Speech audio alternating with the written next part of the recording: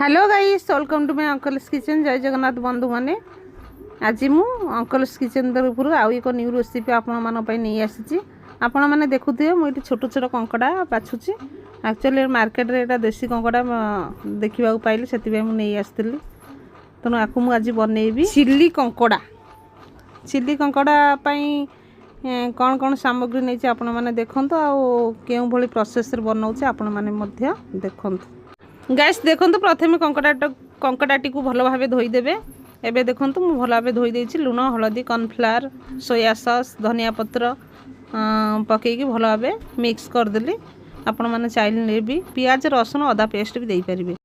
Guys देखो मुझे बड़ बड़ शंख सारू मिलूला मार्केट में ताकू भी नहीं आसते भल भाव काटी तादेह भी कॉर्नफ्लावर लुण हलदी पकईकी आपको भी आम छाणीदे। तेणु कंकड़ा को प्रथमे आम आसतु छाणा। देखो मोर तेल गरम हो आसलानी जो कंकड़ाटा मैरिनेट कर रखी भी आम छाणा। आपण मैंने गाइस सेमती कंकड़ा भी खाईपारे बहुत क्रंची लगुला भी टेस्टी लगुला जेहेतु ये छोट छोट कंकड़ा आपण मैंने चाहिए एमती भी बनईकरी खाईपारे।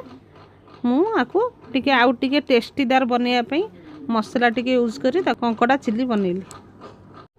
गाइस देखो मु समस्त कंकड़ा ये छाणी देछि। एबे आसतु मैरिनेट कर रखि सारू को मध्य छाणीबा। मसला सब नहीं मुठी पियाज रसुण अदा कंचा लंका टमाटो जीरा दालचीनी ये समस्त सामग्री प्रथम भल भाव ग्राइंडिंग करदबा। गाइस देखो मु जो सारूटा छाणुली टे भल भाव छाणी हो गलानी। एबे टे लास्ट को आम किछि कटा पियाज संडा पियाज रसुण अदा टे पकईकरी भाजीदबा। बर्तमान देखो मु जो मसला सब नहीं भल भाव ग्राइंडिंग कर देछि। देखो मुझे समस्त सामग्री की एकाठी कर देछि। एबे आसतु चिल्ली प्रिपेरेसन करवा। देखो मोर कड़ई गरम हो जाए। आम तेल देले टे रेड चिल्ली देले तरकारी कलर आसापी टे टमाटर पकेले खटापन आसापी टमाटर टे भल भाव जरीज तेल रे। एबे टे हलदी पाउडर पकेले टे लुण पकई 3 मिनिट टे भल भाव मिक्स करदबा।